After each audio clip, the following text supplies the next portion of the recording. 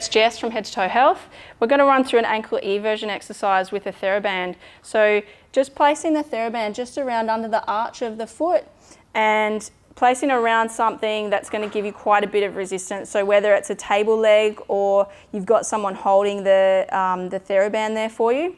We're going to just lift the foot just off the floor, sitting preferably to standing, just so you're isolating the ankle with the movement. And it's a very small movement that you get out of it, but it's really important to control that movement. So it's a direct eversion of the ankle. So we're trying to open up the inside of the ankle and use the muscles on the outside of the lower leg. So you're going to do 12 to 15 of those. And I'll just show you that movement. It's pretty hard to pick up. So front on, you're trying to move the ankle out to the side. So you just come just past neutral when you come back, but that's the working part of the exercise, is back out. So you're pushing that range as far as you can.